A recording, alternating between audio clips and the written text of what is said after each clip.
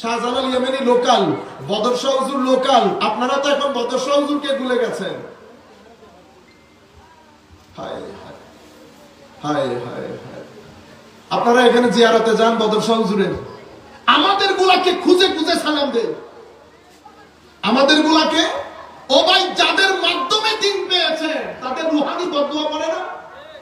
তাদের রুহানি বদদুয়া পড়ে না? মুনাজাত করবেন অবশ্যই।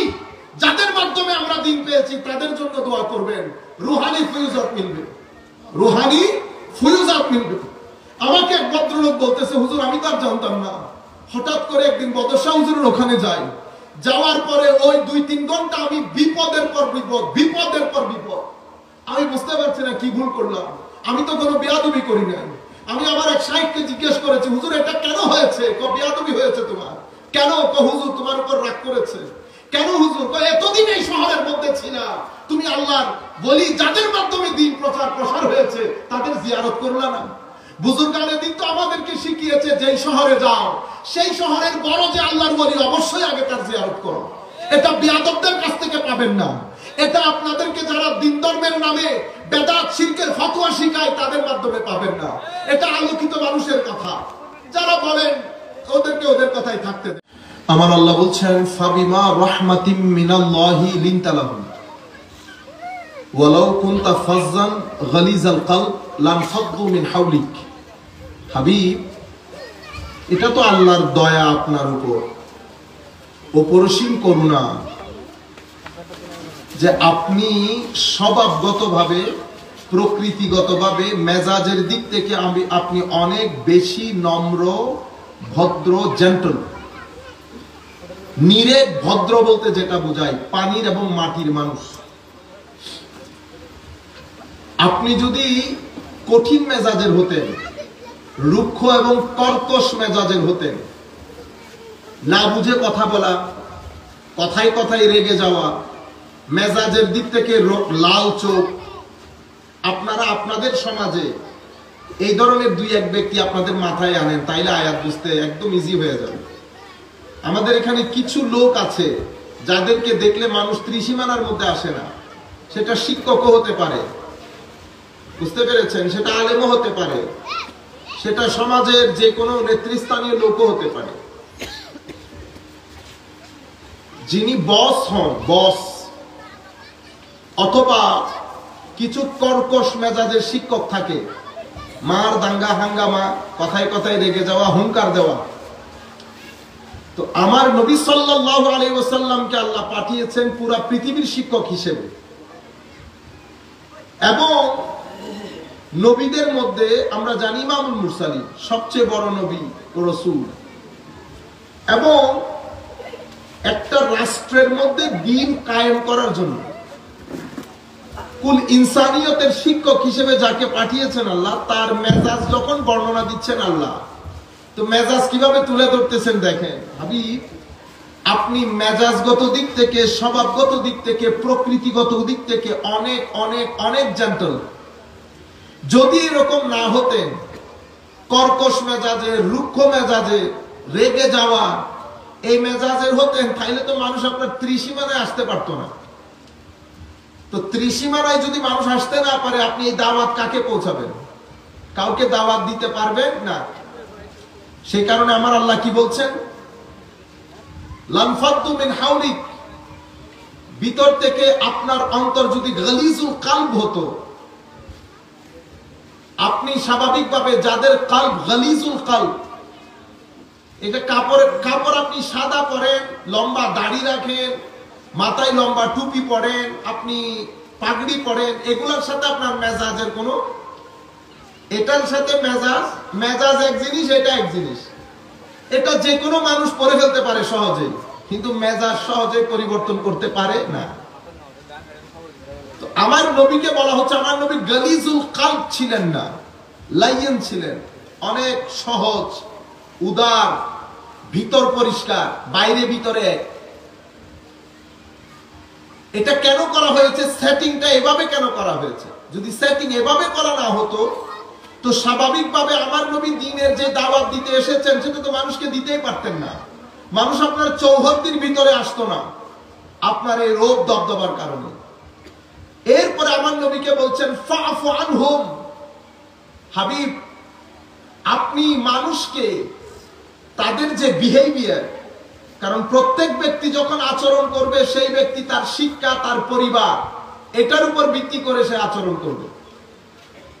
সুতরাং কেউ আপনার মতো করে আপনার সাথে কথা বলবে না, প্রত্যেকে যার যার ব্যাকগ্রাউন্ড দিয়ে কথা বলবে। আপনি ফাফু আনহুম, তাদের এই অযাচিত কথাবার্তা, অসমীচীন আলাপ আলোচনা আপনি শুরু থেকে অ্যাভয়েড করে ফেলিয়েন, ইগনোর করিয়েন। ওয়াস্তাগফির লাহুম, শুধু অ্যাভয়েড করলে হবে না, আপনি আমার কাছে তাদের জন্য ক্ষমা চেয়ে নিয়েন। কেন? কারণ আমি সবকিছু ক্ষমা করি, শানের সালতের বিয়াদবি ক্ষমা করি না। সুতরাং ক্ষমা যদি আপনি না চান তা আমি ক্ষমা করব না। ওয়াশাউইরহুম ফিল আমর, কোন একটা কিছু ডিসিশন নিতে হলে আমার নবীকে বলছেন যে সবার সাথে মুশাওয়ারা তথা কনসালটেশন, সলা পরামর্শ করে নিয়ে। দেখছেন, আমার নবীর কিন্তু সলা পরামর্শ করার কোনো দরকার পড়ে না, কারণ আমার নবী ওহীর মাধ্যমে চলেন। ওয়ামা ইয়ানতিকু আনিল হাওয়া ইন হুয়া ইল্লা ওয়াহয়ুন ইউহা। কিন্তু আমার নবীকে আল্লাহ বলছেন, হাবিব দুনিয়াবি কোন ম্যাটার, কোন অ্যাফেয়ার্স হলে সেটা অবশ্যই সলা পরামর্শ করবেন। ফাইজা আযামতা, সলা পরামর্শের মধ্যে ডিসিশন যেটা করা হবে সেই ডিসিশন হয়ে গেলে ফাতাওয়াক্কাল আলাল্লাহ, আল্লাহর উপর ভরসা করবেন। আল্লাহ, যারা আল্লাহর উপর ভরসা করে তাদেরকে মহব্বত করে। বুঝতে পেরেছেন আপনারা? এই হচ্ছে আয়াতের অর্থ। এখন এখান থেকে আমার নবী সাল্লাল্লাহু আলাইহি ওয়াসাল্লাম এসেছেন শিক্ষক হিসেবে দ্বীনের দাওয়াত, দ্বীনকে প্রতিষ্ঠাকরণের কাজ আঞ্জাম দেওয়ার জন্য। তাহলে আমাদের মধ্যে যারা শিক্ষক, আমাদের মধ্যে যারা দ্বীনের দাওয়াতের কাজ করেন যে কোনো পর্যায়ে, তাদের কেমন হওয়া উচিত, দর্শন কেমন হওয়া উচিত, সেটা আমরা এই আয়াতের আলোকে বোঝার চেষ্টা করব। সম্মানিত উপস্থিতি, আমার নবী সাল্লাল্লাহু আলাইহি ওয়াসাল্লাম এবং আপনি, আমি যদি সুন্নিয়তের কাজ করতে চাই, আমি যদি সুন্নিয়তের প্রচার প্রসার করতে চাই, তো আমি কিভাবে করব? সুন্নিয়তের প্রচার প্রসার কি টাকা দিয়ে হবে? না। ধরেন আপনি অনেক একেবারে উঁচু পর্যায়ের পাওয়ারফুল লোক হয়ে গেছেন, এটার মাধ্যমে কি দাওয়াতি কাজ হয়? হয় না। দাওয়াতি কাজের জন্য মূল রিকোয়ারমেন্ট দুইটা। দাওয়াতি কাজের জন্য মূল রিকোয়ারমেন্ট দুইটা, এরপরে রিকোয়ারমেন্ট দুইটা। প্রথম রিকোয়ারমেন্ট দাওয়াতি কাজের জন্য অবশ্যই আপনাকে ভালো করে জানতে হবে। ভালো করে জানতে হবে। জানার ক্ষেত্রে আবার কিছু বিষয় আছে। আমি প্রথমে জানবো, অতঃপর বিষয়টা ফার্দার স্টাডি করব, চিন্তা করব, যা মানার মানব, এরপরে প্রচার করব। জানি না, পানি না, আমি উঠে এখানে, ধরেন আপনি একটা অর্গানাইজেশনের বড় পদ হোল্ড করেন, আপনি হচ্ছেন স্থানীয় কলেজের বাংলার শিক্ষক, শুধুমাত্র পদের কারণে আমি আপনাকে এখানে বসাই দিলে হবে? আপনি ওয়াজ করা শুরু করলে হবে? হবে না। আপনি কি করবেন? আপনি সংকট তৈরি করবেন, সংকটের সমাধান করতে পারবেন না। কেন? কারণ আপনি এখান থেকে যদি বক্তব্য দেওয়া শুরু করেন, আপনি ফরজের জিনিসকে ওয়াজিবের থাকে তুলবেন, ওয়াজিবের তাকে নফলের থাকে রাখবেন, আপনি উল্টা পাল্টা করে ফেলবেন।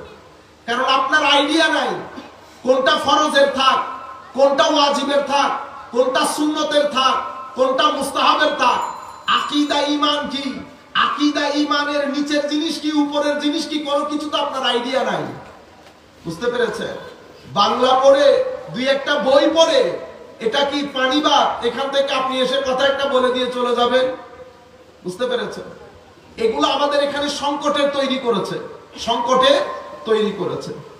আবার আমরা যারা পীর সাহেবকে দাওয়াত করি, দেখা যায় আমাদের নরমাল, আমি দুই একজন মানুষকে দাওয়াত করলাম, উনি এখানে এসে কারামাত প্রডিউস করেন। কি প্রডিউস করেন? কারামাত। এটা অনেকটা ইন্ডাস্ট্রির মতো, কারামাত মেকার। কারণ আপনার কাছে অন্য কোনো কথা নাই, আপনি আপনার জীবনে তাসাউফের কোন একটা কিতাব শুরু থেকে শেষ পর্যন্ত পড়েনই না। আপনি সুলুক জানেন না, তরিকত জানেন না, তরিকতের রিকোয়ারমেন্ট জানেন না, তরিকতের সংজ্ঞা জানেন না, তরিকতের উদ্দেশ্য জানেন না, আলোচ্য বিষয় জানেন না, তরিকতের যারা এক্সপার্ট তাদের ইতিহাস কোনোদিন পড়েন নাই। তো ঘটনা কি হচ্ছে, আমাদের মতো লোকজন যখন এখানে এসে নৈমিষা হুজুরের টোনে, জালালউদ্দিন আল কাদের টোনে কথা বলা শুরু করেছে, সংকট তৈরি হয়ে গেছে। আমি জালালউদ্দিন আল কাদের টোনে কথা বলে হবে, যাবে আমার সাথে আমার চেহারার লগে? না না, আপনি যতটুকু কত ততটুকু, আমি নাইলে তো বার সহ্য হবে না, দাপাস করে করে যেতে হবে, যেটা এখন বর্তমানে হচ্ছে। বুঝতে পেরেছেন? ভাইরাল হওয়া, আমাকে আপনি চিনতেছেন সেটা এক জিনিস, আমার চেয়ে বড় বড় জিনিস মাদ্রাসার কোণে বসে আছে, তারা মাদ্রাসায় পড়ায়, তারা মাদ্রাসায় পড়ায়, কিন্তু আমাদের কারণে এখানে বসার সুযোগ পায় না। বর্তমানে তো জেহালতপূর্ণ সময়, এখানে আলেমরা বসে থাকে, আমাদের মতো জাহেলরা মাথার উপর উঠে কি করি, নাচানাচি করি। এখানে আরো অনেক ফতোয়া শুনতে পাবেন, কালকে শুনবেন এক ফতোয়া, পরশু শুনবেন এক ফতোয়া, এখন আগামী 20 বছর পর্যন্ত আপনি হুঙ্কার আর ফতোয়া শুনবেন। কেন? কারণ আলেমরা বিদায় নিয়েছে। আলেমরা যখন বিদায় নিয়েছে, আমাদের মতো জাহেলরা সাহস পেয়ে গেছে, যার যা মন চায়, যেখানে মন চায়, যে আন্দাজে মন চায় বলতেছি। কেন? বাধা দেওয়ার কেউ নাই, বাধা দেওয়ার কেউ নাই। মনে রাখবেন, এটা হচ্ছে একাডেমিক শেষরামি। এটা কি একাডেমিক বলেন, শুধু শেষরামি বলে সুন্দর হবে না, এটা একাডেমিক শেষরামি। আমাদের ছেলে যখন বিয়াদব থেকে শেষরাই পরিণত হয়, তো আপনি তার সাথে কথাই পারবেন? আপনার কাছে অপশন দুইটা, একটা এখানে বলবো না, আর একটা হচ্ছে তাকে ইগনোর করে চলা। আপনার কাছে অন্য কোনো উপায় নাই, ইগনোর করে চলে আল্লাহর দরবারে দোয়া করা, আপনার কাছে অন্য কোনো অপশনই নাই। সেইভাবে এখানে একাডেমিক শেষরামি আছে। একাডেমিক শেষরামি কিরকম?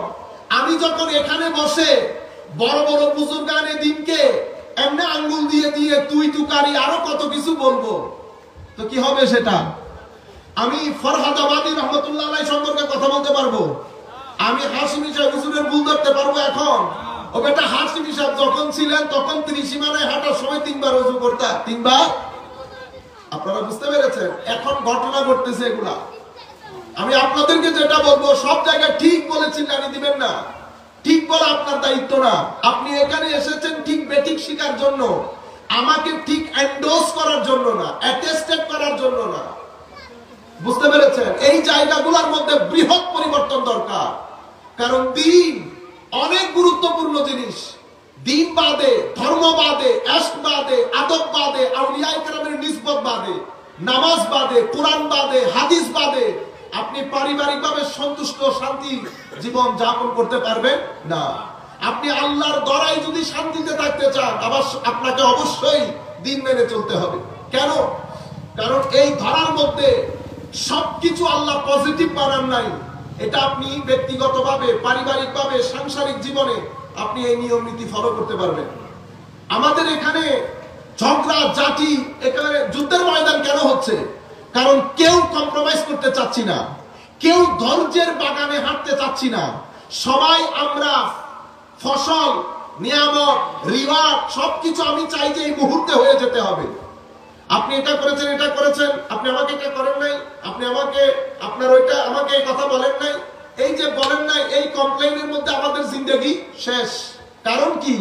কারণ আমার নজর থেকে আখিরাত সরে গেছে, আমার নজর থেকে আল্লাহ আল্লাহ রাসূল সরে গেছে। কিছু দুনিয়া, কিছু নফস, কিছু শয়তান রাত দিন নাটক, ফেসবুক, আমার ভিতর থেকে আল্লাহর তাকওয়া, পরহেজগারি, আল্লাহ রাব্বুল আলামিনের ইশক মহব্বতের নূর, খৌফ, খশিয়ত, আখিরাত, ফিকরে আখিরাত, এগুলা টেনে বের করে আল্লাহ পাক জানে কোন পুকুরের মধ্যে ফেলেছে। স্ত্রী চায় এই মুহূর্তে করে দিতে হবে, স্বামীও চায় এই মুহূর্তে, এটা এটা হয়েছে, ওইটা ওইটা হয়েছে, আমাকে সব কমপ্লেনের ঝুড়ি। আমরা এখানে কেউ ধৈর্য ধরতে রাজি না। ধৈর্য যে ধরতে হয়, এই এই এই পৃথিবী এটা যে ফুলের পৃথিবী না, এখানে আপনাকে পড়তে হবে, বারবার পড়তে হবে, পরে আবার উঠতে হবে। আমার আল্লাহ এটা চাচ্ছেন, পরে উঠার পরে আপনি কি করেন? উঠার পরে কি আপনি হাহুতাশ করেন, না আমার আল্লাহর দরবারে ধৈর্য ধরে বলেন, মালিক তোর দরবারে শুকরিয়া, আরো বেশি পড়লে আরো বেশি ব্যথা পেতাম। আরো জোরে পড়লে ব্যথা আরো বেশি পেতাম। আপনি যখন এই কথা বলবেন, আমার আল্লাহ বাকি রাস্তা আপনার জন্য সহজ করবে। কিন্তু আপনি যদি এখানে হাহুতাশ করবেন, প্রত্যেক মরে মরে পাগল করে ছেড়ে দেবে আপনাকে। ধৈর্য আপনাকে দিন শিক্ষা দেবে। আপনার ভিতরে নূর আসবে নামাজ থেকে, আপনার ভিতরে নূর আসবে কোরআনে পাক থেকে। বছরের পর বছর মাহফিল আন্দাজ করি, এমন ভাবে ভাব করি যেন আমার চেয়ে বড় কেউ নাই, কিন্তু লাস্ট বুকে হাত দিয়ে বলেন তো দেখি, আমরা কোরআনে পাক শেষ কোনবার পড়ছি? কোরআন কোরআন বলছি, কোরআন। কোরআনের তিলাওয়াত বন্ধ হয়ে গেছে। মনে রাখবে, কোরআনের তিলাওয়াত বন্ধ করে দেবে, আমি কবরের কথা বলছি না, আপনি দুনিয়ার জীবন পাগল করে ছেড়ে দেবে আপনাকে। এটা আল্লাহর জমিন, এটা আমার নবীর মালিকের জমিন। আপনি আমার নবীর সাথে হাতে যদি হা না মিলান, নাতে যদি না মিলান, তো জমিনের মধ্যে আপনার এই জমিন সংকুচিত হতে হতে আপনাকে একাকিত্বে ফেলে দেবে। বিশাল পৃথিবী, আপনার যাওয়ার কোনো জায়গা থাকবে না, আপনার মনে যেতে ইচ্ছে করবে, পাগল হয়ে যাবেন আপনি। কেন? কারণ আপনি আমার নবীর আনিত বিধান ছেড়ে দিয়েছেন, আপনি মানুষকে মাফ করা ছেড়ে দিয়েছেন, সকল বিচার আপনি এই মুহূর্তে করতে চাচ্ছেন। ধৈর্য আপনার জিন্দগি থেকে খতম হয়ে গেছে। আপনি মনে করছেন আপনার মতো সুখী পৃথিবীতে আর কেউ নাই। আপনি একবার দেখেন নাই আপনার দুই চোখ, পঞ্চ ইন্দ্রিয়, আপনার খাওয়া দাওয়া, পাড়া প্রতিবেশী, ঘর বাড়ি সবকিছু আছে, কিন্তু আপনার ভিতরে চ্যান নাই। কেন? কারণ যেই ব্যক্তি আল্লাহর দেওয়া নিয়ামতের উপর শুকরিয়া আদায় না করে, সেই ব্যক্তি ভিতর থেকে কখনো স্থির জীবন যাপন করতে পারে না। আমার আল্লাহ কোরআনে পাকের মধ্যে, আমার নবী হাদিসে পাকের মধ্যে ধৈর্যের এত তালিম কেন দিলেন? কারণ ধৈর্যশীল মানুষ ভিতর থেকে অনেক স্থির মানুষ হয়। ধৈর্যশীল মানুষ চরিত্রের দিক থেকে অনেক উদার হয়। ধৈর্যশীল মানুষ চরিত্রের দিক থেকে অনেক শক্তিশালী হয়। এজন্য আল্লাহ বলেছেন ইন্নাল্লাহা মা'আস সাবিরিন। এইজন্য আল্লাহ বলেছেন ইন্নামা ইউওয়াফাস সাবিরুনা বিগাইরি হিসাব। এইজন্য আল্লাহ বলেছেন এটা মিন আজমিল উমুর। মানে ধৈর্য ধারণ করা এটা একটা গ্রেটেস্ট আল্লাহর নিয়ামত, যেটা আল্লাহ বান্দাকে দান করেন। এটা বাদে আপনি ব্যক্তি লেভেল থেকে অফিস, অফিস থেকে পরিবার, পরিবার থেকে সমাজ, কোন জায়গায় আপনি শান্তিতে থাকতে পারবেন না। কি ছাড়া? ধৈর্য ছাড়া। ধৈর্য আমাদের জীবনে কেন ধরতে হয়? কারণ আপনি যখন চলার পথে চলবেন, মানুষ সব আপনার মতো না, সবাই সমানভাবে আপনার মতো সমান বিহেভ করবে না। প্রত্যেকের যার যার শিক্ষা আছে, যার যার একটা পরিবার আছে, পরিবার, শিক্ষা, বন্ধু বান্ধব, সোহবত সবকিছু মিলাই প্রত্যেকে আপনার সাথে ব্যবহার করুন। আপনারা বুঝতে পেরেছেন? আল্লাহুম্মা সাল্লি আলা মাওলানা মুহাম্মদ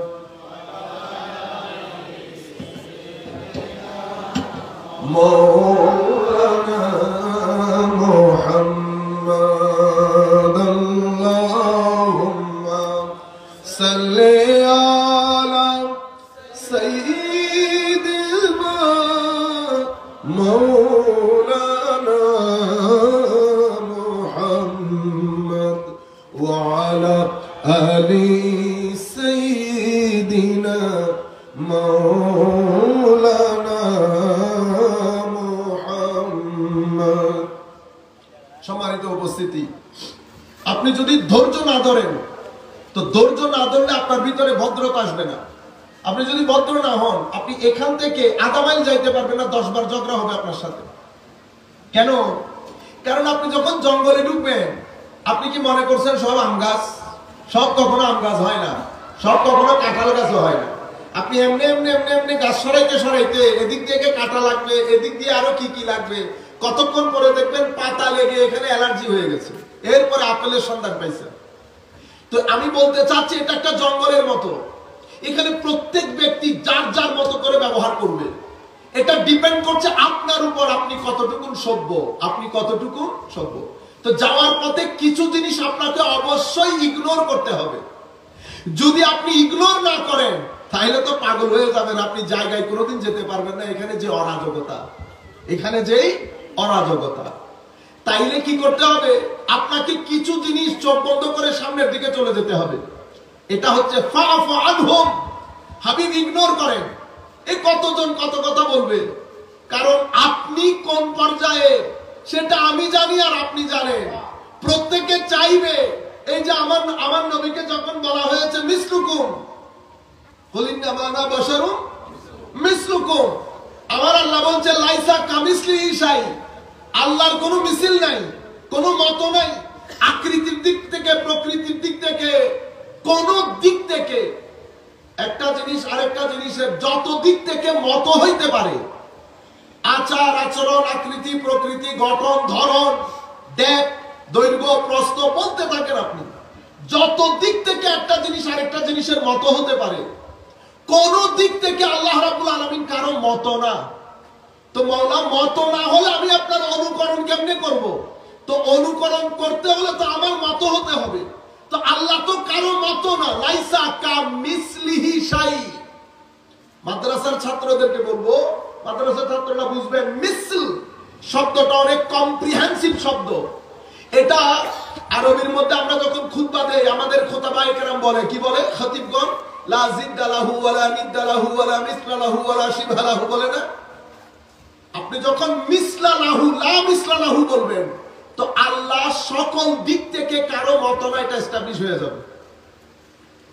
তাইলে আল্লাহর কোনো মত নাই। তো মাওলা আপনার অনুকরণ কিভাবে করব? আপনার রঙে রঙিন কিভাবে হব? তা আমার আল্লাহ সেজন্য আমাদের মত করে একজনকে পাঠিয়েছেন। কুলিন্নামা আনা বাশারুম মিসলুকুম, আমাদের মত করে। কিন্তু আমরা সেই মত বুঝতে ভুল করেছি, বুঝতে ভুল করেছি। এটা সাহাবায়ে কেরামের মধ্যে কেউ কেউ, আমার নবী সাল্লাল্লাহু আলাইহি ওয়াসাল্লাম যখন সওমে বেসাল রাখা শুরু করলেন, ওনারা চিন্তা করলেন নবী রাখতে পারলে আমরা কেন রাখতে পারবো না, নবী রাখতে পারলে আমরা কেন রাখতে, ওনারা রাখা শুরু করলেন। কোনো সাহারি নাই, ইফতার নাই। তো এখন একদিন দুই দিন যেতে না যেতে কেউ আর উঠতে বসতে পারতেছে না।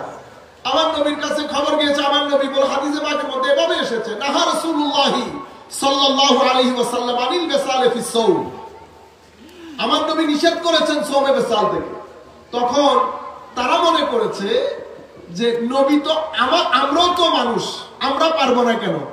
কিন্তু আমার নবী ক্যাটাগরিক্যালি তখন এটাকে বলে কনসেপচুয়াল ক্লারিফিকেশন, মানে আপনার বুঝতে যে ভুল হয়েছে, আমার নবী আপনার ভুল, আপনার ত্রুটি, আপনার বিচ্যুতি সেটাকে শুধরে দিচ্ছে। কেমন?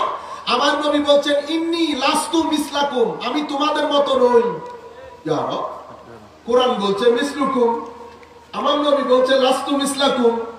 আবার আরেক জায়গায় বলছে ইন্নী লাস্তু কাহাইআতিকুম, আমার ইন্টেরিয়র ডিজাইন তোমাদের মতো না, আমার ইন্টেরিয়র ডিজাইন তোমাদের মতো না। বাইরে তো সব ঘর, বাইরে সব ঘর, ভিতরে গেলে না, ভিতরে যায় কি বলে, কইন্না লিল্লাহ, তুমি তো বাইরে তো বুঝানো যায়, ভিতর তো পুরো দুনিয়া, ভিতরে পুরো দুনিয়া, বাইরে থেকে বোঝা যাচ্ছে না, বাইরে তো সব ঘর। আরেক জায়গায় বলছে আইয়ুকুম মিসলি, তোমাদের মধ্যে আমার মতো কে আছো? তাইলে আমার নবী সাল্লাল্লাহু আলাইহি ওয়াসাল্লাম বলছেন আমি তোমাদের মতো, কোরআন বলছে আমি তোমাদের মতো, আমার নবী বলছে তোমাদের মতো নই। তাইলে কি হবে? আমি তোমাদের মতো, কিন্তু আমি অবশ্যই তোমাদের মতো নই। তো কিসের মতো, কিসের মতো নই? মতো মানে আমিও মানুষ, মা বাবা আছে, তোমাদের মতো খাই পড়ি, সবকিছু ঠিক আছে, কিন্তু আমার ভিতরের ধরন গঠন, আমার সৃষ্টি সবকিছুর দিক থেকে আমি আসমানে, তুমি জমিনে, আমি আসমানে, তুমি জমিনে। তুমি আযানের মধ্যে দেখো না আমার নাম, নামাজের মধ্যে আসসালামু আলাইকা আইয়ুহান নবী, ঠিক আছে? আমি ঈমান, তুমি মুমিন, আমি ঈমান, তুমি মুমিন। বুঝতে পেরেছেন? এভাবে আমরা মত বুঝার ক্ষেত্রে উল্টাপাল্টা করে ফেলতেছি। তাহলে আমি এখানে একটা কনসেপচুয়াল ক্লারিফিকেশনের জন্য বলছি। তো নবী সাল্লাল্লাহু আলাইহি ওয়াসাল্লামকে আমার আল্লাহ পাঠালেন, আমাদের মধ্যে পাঠালেন। আমার নবী সাল্লাল্লাহু আলাইহি ওয়াসাল্লাম মিশনের কাজ যখন শুরু করেছে, আমি আপনাদেরকে বলতে চাচ্ছিলাম, সময় যেহেতু সংক্ষিপ্ত, মিশনের কাজ করতে গেলে প্রথম যে জিনিস আপনার দরকার হবে সেটা জ্ঞান, জানা। আপনি জানলেন কিন্তু আপনার জীবনে নামাজ দোয়া নাই, কেউ মানবে আপনার কথা? কখনো মানবে না। আপনি জেনে যতক্ষণ পর্যন্ত না মানবেন ততক্ষণ প্রচার করতে পারবেন না। প্রচারের জন্য জানা এবং মানা শর্তে আউয়াল, তারপরে প্রচার। নাম্বার 1। নাম্বার 2 হচ্ছে চরিত্র। আপনার চরিত্রগতভাবে যদি সুন্দর না হন, তাইলে জেনে চরিত্র দুইটা মিলে আপনার ব্র্যান্ড তৈরি করবে। কি তৈরি করবে? ব্র্যান্ড। আপনারা যে কোনো দোকানে খাইতে যান, জিজ্ঞেস করে নেন না, ও হোটেল বালা হন না, এরকম না? তাইলে এখানে একটা ব্র্যান্ডিং এর ব্যাপার আছে। আপনি ব্র্যান্ড কেমনে দিবেন? যদি আপনার খাওয়া দাওয়া কোয়ালিটিপূর্ণ না হয়, এটা ব্র্যান্ড তৈরি হয় না। জুতা কিনতে গেলে ব্র্যান্ড, শার্ট কিনতে গেলে ব্র্যান্ড, পাঞ্জাবি কিনতে গেলে ব্র্যান্ড, শুধু দিন আনতে গেলে কি ব্র্যান্ড নাই? এখানেও ব্র্যান্ড আছে, এখানেও ব্র্যান্ড আছে। এই জায়গার মধ্যে ব্র্যান্ড তৈরি হয় দুইটা মাধ্যমে, আপনার লেখাপড়া, আপনার আন্ডারস্ট্যান্ডিং, আপনার বুঝ ব্যবস্থা, অথবা আপনার চারিত্রিক সুদৃঢ়তা। দুইটা জিনিস যদি না থাকে আপনার ভিতরে, আপনি কখনো মিশনের কাজ করতে পারবেন না, সুন্নিয়তের কাজ করতে পারবেন না, দ্বীনের কাজ করতে পারবেন না। আমি যখন বলছি দ্বীনের কাজ, মনে রাখবেন এই দ্বীনের কাজের এই দুই জিনিস আপনার জীবনের প্রত্যেকটা ক্ষেত্রে আপনাকে সফল করবে। পারিবারিক ক্ষেত্রে হোক, সামাজিক ক্ষেত্রে হোক, রাজনৈতিক ক্ষেত্রে হোক, আপনার চাকরি বাকরির ক্ষেত্রে হোক, ব্যবসায়িক ক্ষেত্রে হোক। ইলম এবং আখলাক যে ব্যক্তির ঠিক থাকে, সেই ব্যক্তি প্রত্যেক ক্ষেত্রে সফল হয়। তাহলে আপনি দেখেন, আমার নবী সাল্লাল্লাহু আলাইহি ওয়াসাল্লাম প্রথম দিন তো নবুয়তের প্রকাশ করে নাই, 40 বছর পর্যন্ত সময় নিয়েছে। 40 বছর পর্যন্ত আমার নবী নিজের ব্র্যান্ড তৈরি করেছে। ব্র্যান্ড ফুল তৈরি যখন হয়ে গেছে, তখন আমার নবীকে বলেছেন, কুম ফাআনজির, হাবিব এবার মিশনের কাজ শুরু করেন। যখন আমার নবী মিশনের কাজ করছেন, তখন পুরো আরব ব্যাপী আমার নবী বিখ্যাত। কিসের কারণে? চরিত্রের কারণে। মিথ্যা বলতেন না, অধৈর্য ছিলেন না, সহানুভূতিশীল ছিলেন, ধৈর্য ছিল, নম্রতা ছিল, ভদ্রতা ছিল। আমার নবী উদার ছিলেন, রাস্তার পাশ দিয়ে হাঁটতেন, কারোর সাথে কখনো কর্কশ কণ্ঠে কথা বলতেন না, মুআমালার মধ্যে এক্সিলেন্ট ছিলেন। আমার নবী মুআমালার ক্ষেত্রে কখনো প্রতারণার আশ্রয় নেয় নাই। আপনি যদি এই বিষয়গুলো দেখেন, আমার নবী কোরআনে পাকের মধ্যে আমার নবীর ওই 40 বছরকে আল্লাহ মডেল হিসেবে আরবের কুরাইশের কাছে পেশ করেছেন। কি বলেছেন? আমি তোমাদের সাথে দীর্ঘ সময় অতিবাহিত করি নাই, তোমরা দেখো নাই আমি কেমন ছিলাম। আমার নবী যখন প্রথম তাওহীদের বাণী তুলে ধরছেন, দেখেন আমার আল্লাহর তো কোনো মিছিল নাই, কোনো মত নাই। তো আল্লাহ আপনার কোনো মত নাই, আমার আল্লাহ ধরা দিবেন কেমনে বিশ্ববাসীর কাছে? এখানে তো এটা শরীর সর্বস্ব পৃথিবী। আমার আল্লাহ তো পৃথিবী থেকে, জায়গা থেকে, সময় থেকে, সবকিছু থেকে পুত পবিত্র। তা আল্লাহ ধরা দিবেন কেমনে? আমার আল্লাহ উসিলা ব্যবহার করেছেন। কি ব্যবহার করেছেন? উসিলা। উসিলাকে মুহাম্মদুর রাসূলুল্লাহ সাল্লাল্লাহু আলাইহি ওয়াসাল্লাম। এই যে আমরা সাক্ষী দেই, আশহাদু আল্লা ইলাহা ইল্লাল্লাহ, আমি সাক্ষ্য দিচ্ছি আল্লাহ বাদে কোনো উপাস্য নাই। এখানে কেউ কি আল্লাহকে দেখছেন? পূর্ববর্তী যুগে কেউ দেখছে? সৃষ্টির মধ্যে আমার নবী বাদে কেউ দেখেছে? তো আপনি যে বলছেন আমি সাক্ষ্য দিচ্ছি, কিসের উপরে সাক্ষী দিচ্ছে? সাক্ষী দুই ধরনের হয়, প্রাইমারি, সেকেন্ডারি। আমি দেখি নাই, আমার এই সাক্ষী আমার নবীর পক্ষ থেকে দিচ্ছি। কার পক্ষ থেকে? নবীর পক্ষ থেকে। আমার সাক্ষী এখানে সেকেন্ডারি। আমার মূল সাক্ষী হচ্ছেন আমার নবী। আমার নবী হচ্ছেন আউকাদুল আদিল্লাহ। কি আদিল্লাহ? আউকাদুল আদিল্লাহ। কোরআনে পাকের মধ্যে আমার নবীকে বলা হয়েছে বুরহান। কি বলা হয়েছে? কিসের বুরহান? আল্লাহ রাব্বুল আলামিনের বুরহান। পাহাড় আল্লাহর দলিল, সমুদ্র আল্লাহর দলিল। দলিল না? আল্লাহকে অস্বীকার করে এমন ব্যক্তিকেও যদি আপনি বলেন, এই যে বঙ্গোপসাগর দেখছেন, এটা আমার দাদার বাপরা মিলে একসাথে এই কাজ করছে, কেউ বিশ্বাস করবে? এটা যদি আপনি উল্টাও লটকে যান, কেউ বিশ্বাস করবে না। আমি আল্লাহতে বিশ্বাস করে তাদের কথা বলতেছি না, যারা আল্লাহতে অবিশ্বাস করে তাদেরকে যদি বলেন যে এই সমুদ্র, এই পাহাড়, এগুলো আমার দাদার বাবা করে গেছে, এটার মালিক আমরা, কোন আল্লাহর দুনিয়ার পাগল ছাগলও বিশ্বাস করবে না। আমি যারা আল্লাহকে অস্বীকার করে তাদের কথা বলতেছি। আবার একই ব্যক্তিকে যদি সামিয়ানা দেখাই বলেন মাশাআল্লাহ এটা আল্লাহ পাক এসে করে দিয়ে গেছেন, কোনোদিন বিশ্বাস করবে না। কেন? কারণ হচ্ছে এত সাধারণ জিনিস অসাধারণ করতে পারে না, আর এত অসাধারণ জিনিস সাধারণ মানুষে করতে পারবে না। তো মাওলা আমার নবীকে বলা হচ্ছে বুরহান। বুরহান মানে আল্লাহ রাব্বুল আলামিন। পাহাড় বলেন আল্লাহর উপর ইঙ্গিত করে, সমুদ্র বলেন ইঙ্গিত করে। আপনি যখন সবুজে সবুজ বিস্তর মরুভূমি দেখবেন, এটাও আল্লাহর আয়াত। পবিত্র কোরআনে এগুলাকে বলা হয়েছে আয়াতে ইলাহি, আয়াতুল্লাহ, আয়াতুল। তো কোরআনের আয়াত তো আয়াত, পাহাড়ও আয়াত। ফারাক কি দুইটার মধ্যে? তো একটা হচ্ছে আয়াতে মনজুর আর একটা আয়াতে মানতুক। একটা পড়া হয় আর একটা দেখা হয়। দুইটাই আয়াত, দুইটাই নিদর্শন, দুইটাই আপনাকে বলছে যে এটার পেছনে একজন মহান কারিগর রয়েছে। সবাই বলে যাচ্ছে এটার পেছনে মহান কারিগর, এটার পেছনে মহান কারিগর, উনি সবাইকে বানিয়েছেন, কিন্তু কেউ দেখেন নাই। স্রষ্টার সৃষ্টির মধ্যে দুঃসাহস করেছেন হযরতে মূসা আলাইহিস সালাতু ওয়াস সালাম, আমাদের সকলের নবী মূসা কালিমুল্লাহ বলেছেন, আল্লাহ আমি দেখতে চাচ্ছি, আমি দেখতে চাচ্ছি। আমার আল্লাহ বলছেন না দেখতে পারবা না, দেখতে পারবা না, তোমার সক্ষমতা নাই, সক্ষমতা নাই। যাই হোক, এটা আমাদের বিষয় না। রুয়ে জমিনের মধ্যে শুরু থেকে শেষ পর্যন্ত পৃথিবীতে কখন পৃথিবী ছিল না, বিশ্ব ব্রহ্মাণ্ড ছিল না, পাহাড় ছিল না, আল্লাহর সৃষ্টির কোন সৃষ্টি ছিল না, আল্লাহ বাদে আর কেউ ছিল না। দীর্ঘ সময় আল্লাহ পাক জানে এই অবস্থার মধ্যে কতদিন, কত সময়, কত যুগ। তখন তো সময় ছিল না, বার ছিল না, সপ্তাহ ছিল না, মাস ছিল না, পৃথিবী ছিল না, গ্রহ নক্ষত্র আসমান জমিন কোনো কিছুই ছিল না, শুধু আল্লাহ ছিলেন। একবার চিন্তা করে দেখেন তো কেমন ছিল। অতঃপর আল্লাহ রাব্বুল আলামিন ইচ্ছে করলেন আল্লাহ প্রকাশিত হবে, আল্লাহকে কেউ ইবাদত করুক, কেউ চিনুক, কেউ সিজদা দেয়। ফাখালাকতুল খালকা, আমি তখন সৃষ্টির গোড়াপত্তন করলাম। আল্লাহ প্রথম কি সৃষ্টি করেছেন, এটা পৃথিবীর সমস্ত জ্ঞানী বিজ্ঞানীর প্রশ্ন। প্রথম কোন জিনিস, কারো কাছে কোনো উত্তর নাই। আজকে বছরের পর বছর বিজ্ঞান বলেন, দর্শন বলেন, প্রত্যেকে তাদের টেবিলের মধ্যে এটা আলোচনা করেন, প্রথম কি জিনিস সৃষ্টি হয়েছিল। বৈজ্ঞানিকরা এটা নিয়ে গবেষণা করেছে, এখনো গবেষণা চলছে। হয়তো তাদের প্রাইমারি ফাইন্ডিংস বলি আমরা, প্রাথমিক গবেষণার ফল। তো একটা আলো ছিল, কি ছিল? লাইট। আমার নবীকে জিজ্ঞেস করা হয়েছিল, হুজুর প্রথম আল্লাহ কি জিনিস বানিয়েছেন? আমার নবী সাল্লাল্লাহু আলাইহি ওয়াসাল্লাম বলেন, আল্লাহ প্রথমে তোমার নবীর নূর সৃষ্টি করে। বিজ্ঞানীরা বলে আলো, লাইট, আমার নবী বলছেন নূর। যেটাই হোক আমার আল্লাহ সৃষ্টি করেছেন,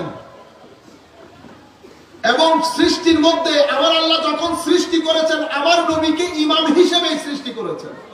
মানুষের না, মুরসালিনদের, আল্লাহর পক্ষ থেকে যারা আসবে সবার।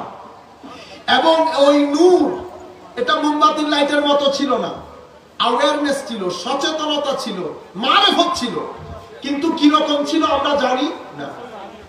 সেই কারণে নবীদের রূহ নিয়ে যখন আলমে আরওয়ার মধ্যে মজলিস গঠন করে আল্লাহ, সেই মজলিসের মধ্যে হায় হায় হায় হযরতে,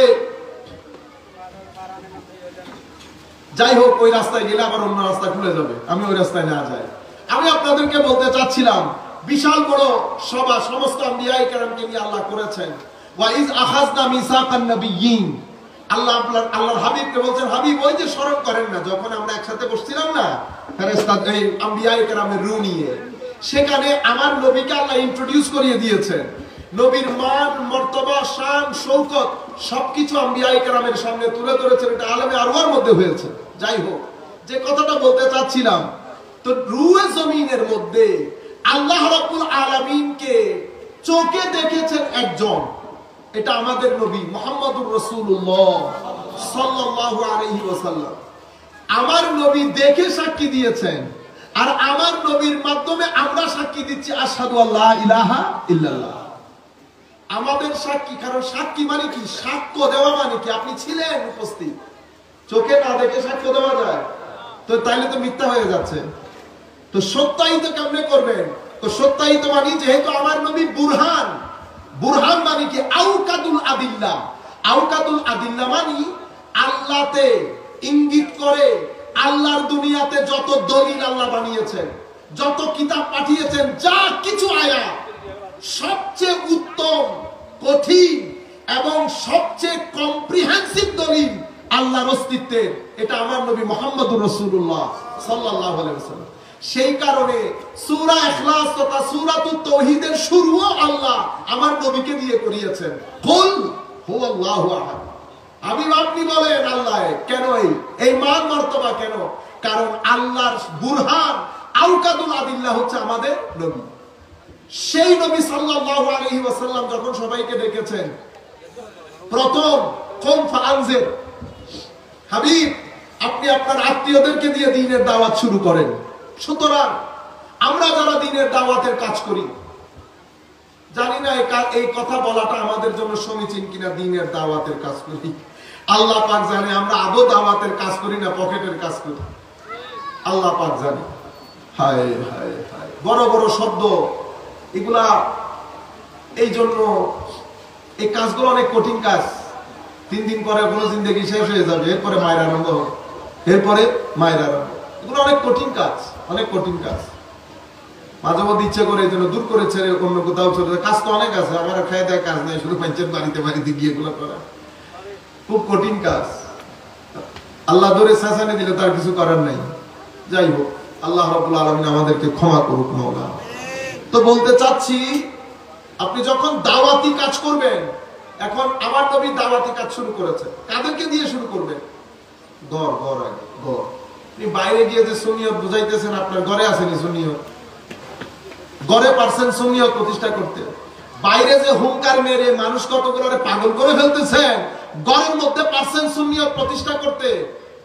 যে ব্যক্তির ঘরে সুন্নিয়ত নাই, সে ব্যক্তির লজ্জা করা দরকার বাইরে এসে সুন্নিয়তের কথা বলে মানুষকে ফিতনা ফাসাদের সৃষ্টি করতে। আপনি বুঝতে পেরেছেন? মুখ খামোশ রাখেন, বন্ধ রাখেন মুখ। যার যতটুকু দায়িত্ব পালন করেন, বাইরে সুন্নি সুন্নি পাগল করে দিচ্ছেন, মনে হয় যেন আপনার চেয়ে বড় সুন্নি আর কেউ নাই। ঘরে আসেনি সুন্নিয়ত, সেটা দেখেন আগে। যে ব্যক্তি ঘরে আমাদেরকে আমাদের উস্তাদরা শিখিয়েছেন, বেটা ঘরে যদি সুন্নিয়ত না থাকে, ঘরে যদি দ্বীনদারি না থাকে, কখনো বাইরে এসে দ্বীন এবং সুন্নিয়তের কথা বলবে না, নীরব মুনাফিকি হবে। কিয়ামতের ময়দানে আল্লাহ আটকাবে, ইয়া আইয়ুহাল্লাযীনা আমানু লিমা তাকুলুনা মা লা তাফআলুন কাবুরা মাকতান ইনদাল্লাহি আন ইয়াকুলু মা লা তাফআলুন। আয়াত তো আমরা সবাই পড়ে ফেলি, কিন্তু একবার আয়াতটাকে নিজেকে নিয়ে গবেষণা করি। আগে সুন্নিয়ত আমার ছেলেকে শিখাতে পেরেছে কিনা, আমার মেয়েকে সুন্নিয়ত শিখাতে পেরেছে কিনা।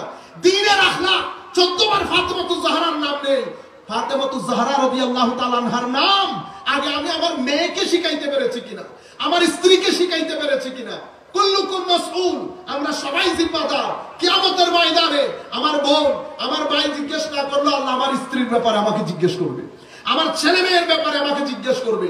হেদায়েতের মালিক আমি না, আমি হেদায়েত মানুষকে যতটুকু সম্ভব তরবিয়ত দিতে হবে, বাকি আল্লাহর দরবারে দোয়া করব, আল্লাহ হেদায়েত করবেন। কিন্তু মুখে কথা বলার সময় লাগাম রেখে কথা বলবেন, লাগাম রেখে কথা বলবেন। আপনারা বুঝতে পেরেছেন? আমরা আগে ঘর চিন্তা করি। মনে রাখবেন, 5টা ছেলে আপনারা এখানে সুন্নিয়তের কাজ করেন। আপনি যদি ঘরে করেন অনেক বরকত পাবেন। কিভাবে? ঘরের মধ্যে আমাদের এখানে আল্লাহ পাকের মেহেরবানি 5-6 জন প্রত্যেকের ঘরে থাকে। 5টা মানুষ যদি পরিবার নিয়ে আসে কয়জন হয়? 30 জন হয়ে যায়। আপনার বাইরের লোক লাগে? লাগে না। আমি অনেক বড় করে মাহফিল আয়োজন করছি, এগুলো আমি ফ্যাক্ট বলতেছি আপনাদেরকে। কেন আমাদের এখান থেকে বরকত খতম হয়ে গেছে?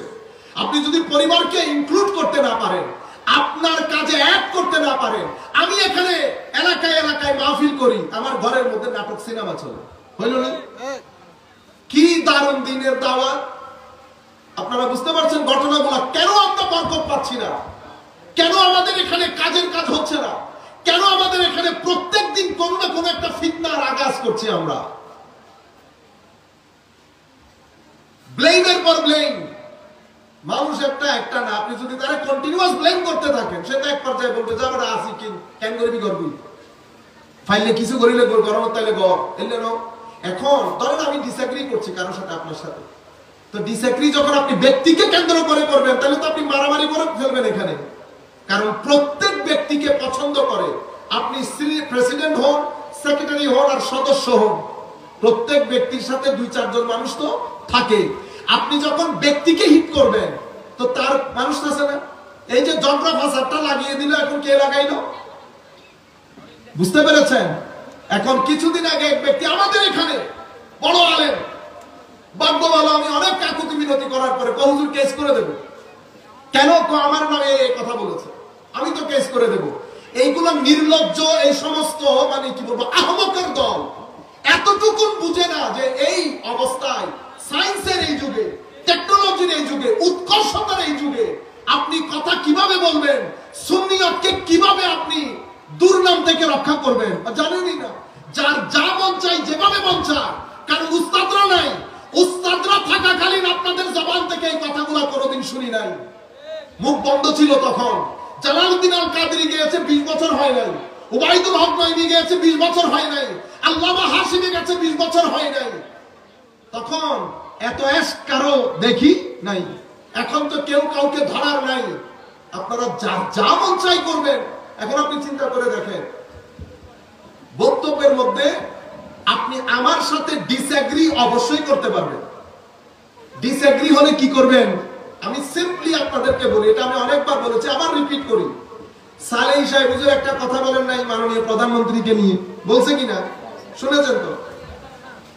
এটা নিয়ে বাইরের গুলা বাদ দেন, বাইরের গুলা বলেন আপনার, আমাদের গুলা বলেন। আমাদের গুলা কিভাবে কথা বলছে দেখছিলেন?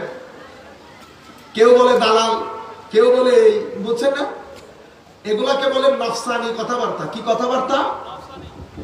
আপনি রদ করবেন, ধরেন আপনি, আমি ফর এক্সাম্পল বলতেছি, ধরেন আপনি সালেহী সাহেব হুজুরের সাথে আমি দ্বিমত পোষণ করলাম, মাদ্রাসার ছাত্র এবং যারা মাইকে শুনতেছেন সবাইকে অনুরোধ করবো, বেটা এগুলা শিক্ষা নেন। আপনি জানেন আপনি কোন জমানায় বসবাস করছেন। একটু ইঙ্গিত দেই আপনাদেরকে। আইন, পৃথিবীতে লিখিত আইন, লিখিত আইনের হিস্ট্রি কি? প্রথম কোন আইন পৃথিবীতে লিপিবদ্ধ হয়েছে? ইরানের সুস শহরে অ্যানথ্রোপোলজিক্যাল স্টাডি যারা করে, খোদাই করে করে জিনিস বের করা, তারা ইরানের সুস শহরে একটা লম্বা পিলার পায়। সেই পিলারের মধ্যে তারা দেখে সেখানে হামুরাবি, দুই ব্যক্তির ছবি আছে সেখানে। একজন হামুরাবি, আরেকজনকে দেখে মনে হচ্ছে আল্লাহ থেকে উনি কিছু নিচ্ছেন। আর নিচের পিলারের মধ্যে সব আইনগুলা লেখা। ওয়েস্টার্ন গবেষকরা কি করেছে জানেন? ইরান থেকে পিলার পাওয়ার পরে ওয়েস্টার্ন গবেষকরা রাত দিন এক করে দিয়েছে এটা কি, ভাষা কি, এগুলো বের করার জন্য। শেষ পর্যন্ত দীর্ঘ গবেষণার পরে তারা এটা আবিষ্কার করতে সক্ষম হয়েছে যে হামুরাবি যাকে বলা হচ্ছে, উনি হযরত ইব্রাহিম আলাইহিস সালামের সময়কালে ব্যক্তি, যাকে আমরা নমরুদ বলি। কি বলি? নমরুদ। দেখছেন অবস্থা? গবেষণা কাকে বলে? তো নমরুদ, হামুরাবি, তো তখনকার রাজা, উনি দেখাচ্ছেন উনি আল্লাহ থেকে এই আইন নিচ্ছেন। নেওয়ার পরে ওয়েস্টার্ন গবেষকরা সেই আইন, সেই লিপিবদ্ধ কোডগুলা পড়তে সক্ষম হয়েছে দীর্ঘ গবেষণার পর। শেষ পর্যন্ত ওইটাকে ইংরেজিতে ট্রান্সলেট করেছে, ফ্রেঞ্চ বড় বড় ভাষায় ট্রান্সলেটেড হয়ে পৃথিবীর বড় বড় লাইব্রেরিতে সংরক্ষিত হয়েছে। পৃথিবী গবেষণায় কোথায় গেছে দেখছেন? এবার আপনি নিজেকে চিন্তা করেন, আপনি আমি কোথায় আছি? আপনি আমি কোথায় আছি? এবার আমরা নিজেরা চিন্তা করি। আমাদের বড় যারা আছেন তারা কি করেছিলেন? ইমামে আজম আবু হানিফা রাদিয়াল্লাহু তাআলা আনহু কিভাবে আইন ডেভেলপ করছে দেখেন। ইমামে আজমের কাছে মাদ্রাসায় কুফার দায়িত্ব যখন পড়েছে, বেটা দৌড়াদৌড়ি করবেন না, ইমামে আজমের কাছে কুফার মধ্যে, আপনারা আমি সংক্ষিপ্ত ভাষায় বলতেছি, ফারুক আজম যখন আব্দুল্লাহ ইবনে মাসউদ রাদিয়াল্লাহু তাআলা আনহুকে পাঠালেন কুফায়, কুফার জনগণকে বলেছে, দেখো আমি আমার নবীর সবচেয়ে সিনিয়র সাহাবীকে তোমাদের কাছে দিয়ে দিচ্ছি, সবচেয়ে ফকিহ সাহাবীকে তোমাদের কাছে দিয়ে দিচ্ছি। আমি শুধু এতটুকুন বলি, শুধু তোমাদের কারণে আমি পাঠাচ্ছি, নতুবা আব্দুল্লাহ ইবনে মাসউদকে আমি কখনো হাতছাড়া করতাম না। কে বলছে জানেন? অর্ধ পৃথিবীর শাসক ফারুক আজমের মতো জলিলুল কদর সাহাবী বলছে। আব্দুল্লাহ ইবনে মাসউদ গেলেন রাদিয়াল্লাহু আনহু, দার্স শুরু করলেন কুফার মধ্যে, মানে কুফার ওই ইউনিভার্সিটির চ্যান্সেলর করে পাঠিয়েছেন, আধুনিক ভাষায় যদি বলি। দার্স শুরু হয়েছে, ইসলামী আইন কানুনের ঢেউ তোলা সমুদ্র হযরত আব্দুল্লাহ ইবনে মাসউদ প্রতিষ্ঠা করলেন। এটা ইব্রাহিম, এটা পরবর্তীতে হযরত ইমাম নখীর কাছে গেছে, নখী থেকে ইব্রাহিম নখী, অতঃপর হাম্মাদ বিন আবি সুলাইমান, অতঃপর ইমামে আজম আবু হানিফা রাদিয়াল্লাহু তাআলা আনহু সময়কে সামনে রেখে ওনার বিশ্ব বিখ্যাত ছাত্র, জ্ঞান বিজ্ঞানের অপরিসীম জ্ঞান বিজ্ঞানী ইমাম, ওনাদের 40 জনকে নিয়ে একটা বোর্ড গঠন করে গভীর গবেষণা শুরু করেছেন। প্রত্যেকদিন তাদেরকে একটা প্রশ্ন ছুড়ে দিত, এটা হলে হুকুম কি হবে। গবেষণা চলছে একদিন 2 দিন, মাঝে মধ্যে মাসের পর মাস ডিসকাশন হতো। এভাবে ইসলামী আইনের বিশাল বড় সমুদ্র তৈরি হয়। কিভাবে আইমায়ে কেরাম কাজ করেছেন আর আমরা কি কাজ করতেছি একটু দেখেন। এটা তো ফুকাহায়ে কেরাম করেছেন, মুহাদ্দিসিনে কেরাম কি করেছেন। একটা হাদিস নেওয়ার জন্য সিরিয়ার জমিনের মধ্যে যে নবী করিম সাল্লাল্লাহু আলাইহি ওয়াসাল্লাম ইরশাদ করেছেন, একটা কাজ করলে 700 তত সওয়াব পাওয়া যায়। 700 না, কাউকে কাউকে আল্লাহ বেধড়ক দান করে। এটা কার কাছ থেকে শুনেছো? হযরত আবু হুরায়রা থেকে শুনেছি। আবু হুরায়রা কোথায়? উনি অনেক খবর নিয়ে পাওয়া গেল আবু হুরায়রা হজ করতে গেছে, সিরিয়ার জমিন থেকে মক্কার জমিনে গেছে শুধু একটা হাদিস শোনার জন্য। এটা আমি প্রথম পর্যায়ের কথা বলছি। পরবর্তী পর্যায়ে মুহাদ্দিসিনে কেরাম পাগলের মতো ছুটাছুটি করেছে দিক বিদিক আমার নবীর হাদিসগুলোকে সংরক্ষণ করার জন্য। এইরকম অসহনীয় ত্যাগ যারা স্বীকার করেছে, আমি কি কাজ করছি? আমি শুধু আমাদের কাজগুলো বোঝার জন্য আপনাদেরকে বলছি। আউলিয়ায়ে কেরাম, কেউ হাদিসের কাজ, কেউ ফিকার কাজ, কেউ তাফসীরের কাজ, কেউ জ্ঞানের ব্যাকরণের কাজ।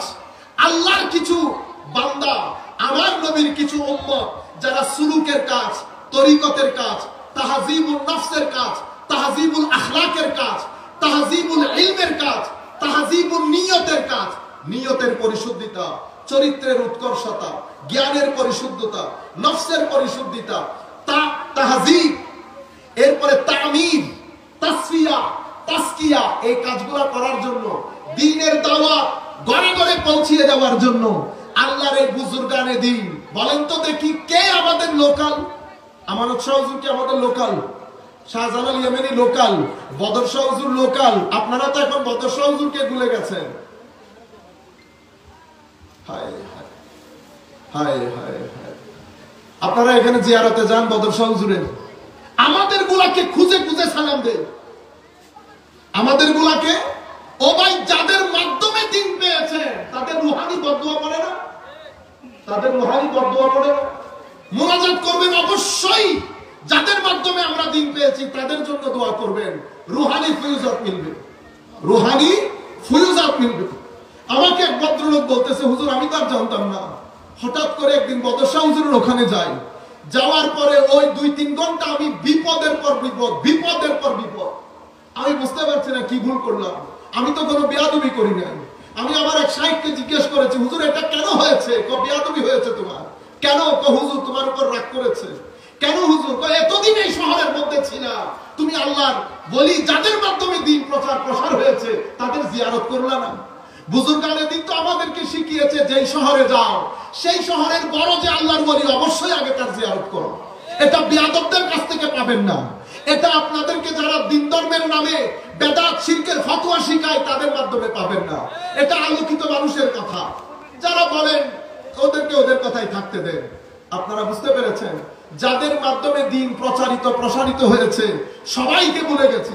শাহে আমানত ভুলে গেছি। কেউ সালাম দেন মুস্তাফা জাহানের রহমত পে,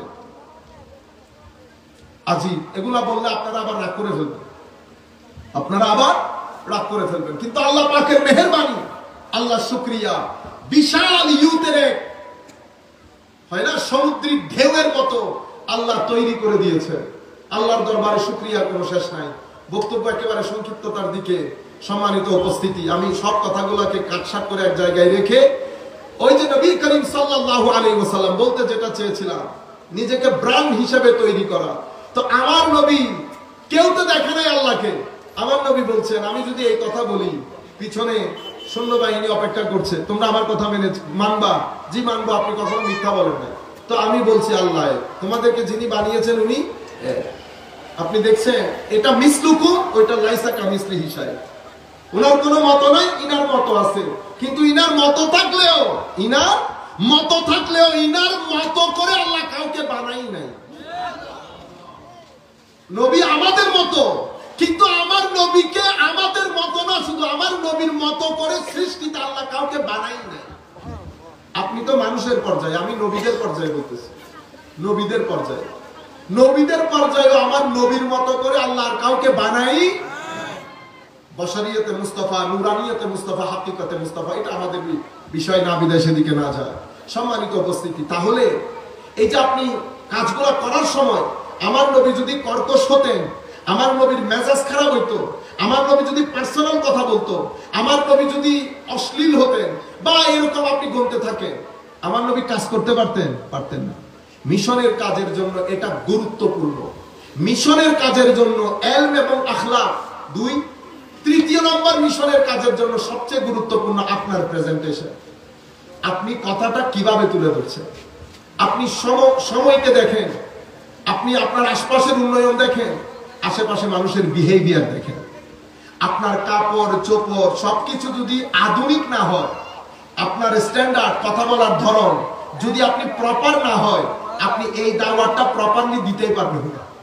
সেই কারণে আমার নবী পরিবারের দিক থেকে, আপনি মনে করতেছেন নবীর দিক থেকে বেমেসাল, নবী না তো।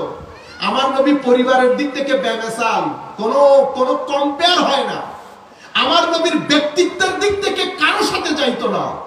আমার নবীকে লাখো মানুষের মধ্যে বেছে নেওয়া যাইতো, চেহারা সুরতের মধ্যে, ব্যক্তিত্বের মধ্যে, আমার নবীর নুরানি শাকেলে পাকের মধ্যে। তো 14 তারিখের চাঁদ পর্যন্ত আমার নবীর চেহারার সামনে হার মেরে যেত, লাখো মানুষের সামনে।